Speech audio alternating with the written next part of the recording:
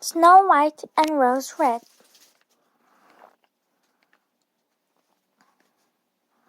There was once a poor widow who lived with her two daughters. She called them Snow White and Rose Red because they were like flowers that bloomed white and red. The two rose bushes that grew before their cottage. Both were good, amiable, and kind, but Snow White was more gentle, whereas Rose Red would run and jump around about the meadows. The two sisters loved one another dearly. Often they ran deep into the forest and gathered wild berries, but no beast ever harmed them. Even when they lay down in the moss and slept all night. Winter evening, when the snowflakes were falling, Mother would say, "Go, Snow White," and bolt the door. Then they sat on the hearth, and she would read out a great book, while her daughters sat sewing. One night, there came a knock on the door. "Perhaps it's some traveler who needs shelter," Mother said. So Red Rose hastened to open the door, expecting to see some poor man outside. But instead, a giant fat bear poked his brown head in. Rose Red shrieked and ran back, but the bear said, "Do not be afraid, I will not harm you. But I am half frozen, and wish to come warm myself." "Poor bear," Mother cried. She bade her children let him lie by the fire. "The bear will not harm you," she assured them. "Thus he means well." Before he would enter, the bear bade the children come and knock the snow off his coat. So they fetched their brooms and swept him clean. He came in and played with the girls a while, then went to sleep by the hearth. In the morning, the bear left in good spirits. He returned the next night, and the night after, and all winter long. As soon as the spring returned, and everything out of the doors were green again, the bear one morning told Snow White and Rose Red that he must leave them. Where are you going then, dear bear?" Mother asked. "Into the forest, where I'm a build to guard my treasures from the evil gnomes," he replied. He explained that the gnomes could not rise from the underground homes while the ground was frozen, but now that it had thawed, they would come up and steal all they could find.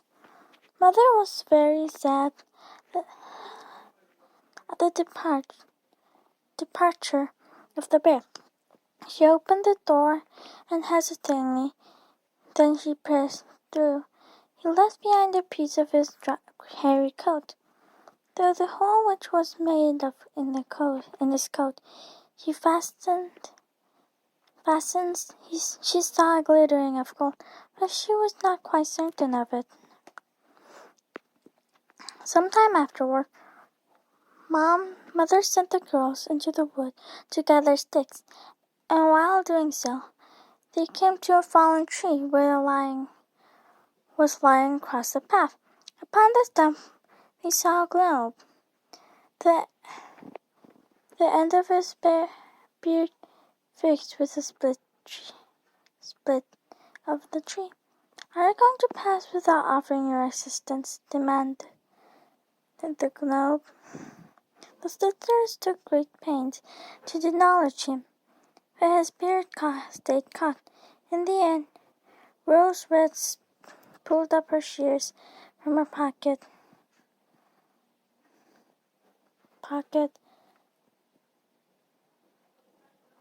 and snipped off a offending clump.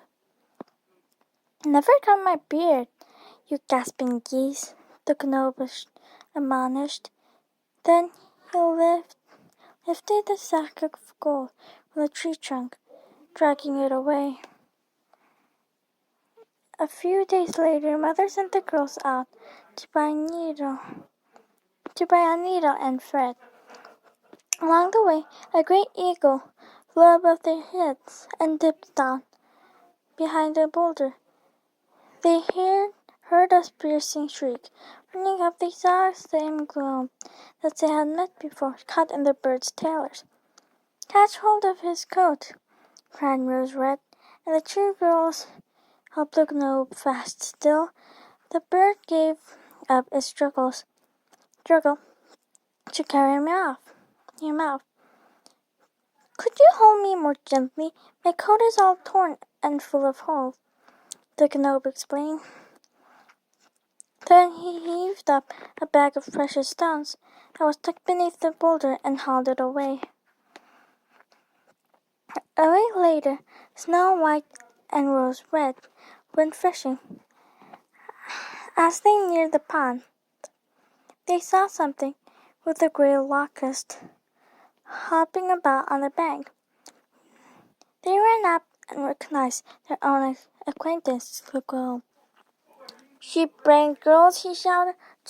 Don't just stand there. Can you see this fish will pull me in?"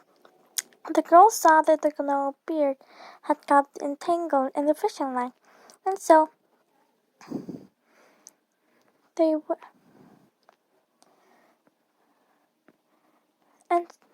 and so when the great fish bit at the bait, the little fellow was not able to draw the fish out of the pond, and the fish had the best of the struggle.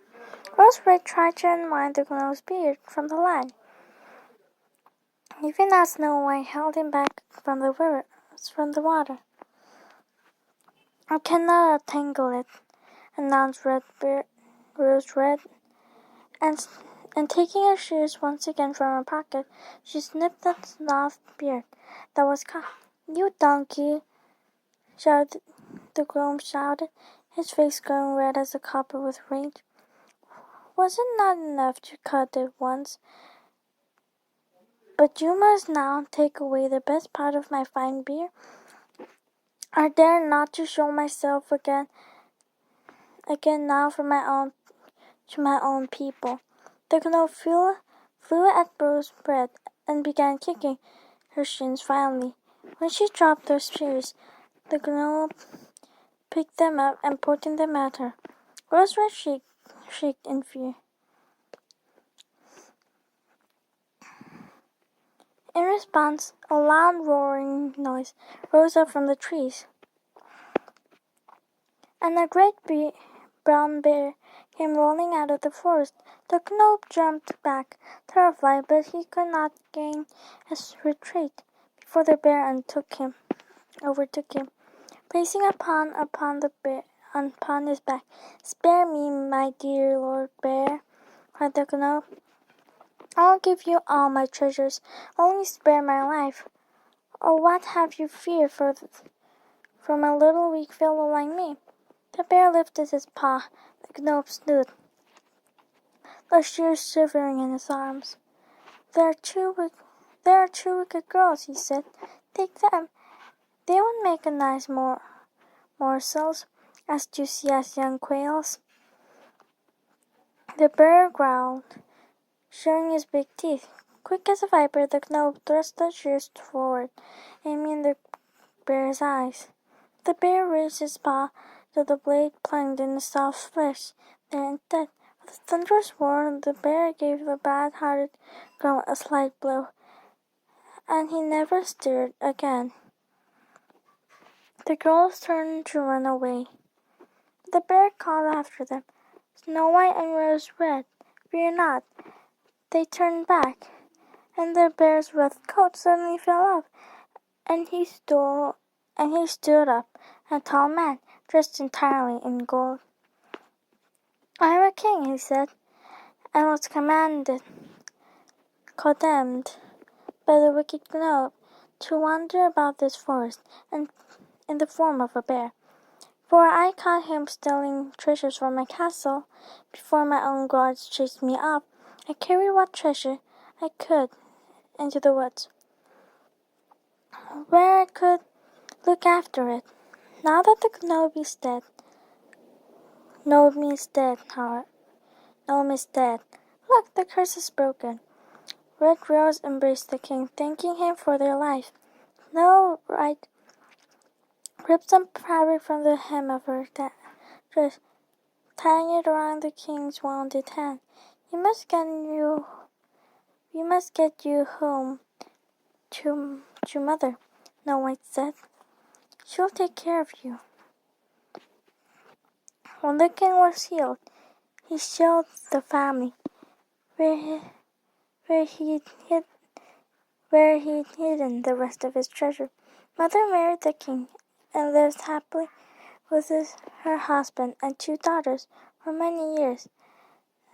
As for the rose bushes, she took them from the cottage yard and planted them before the palace. Every year they bore beautiful roses, red and white.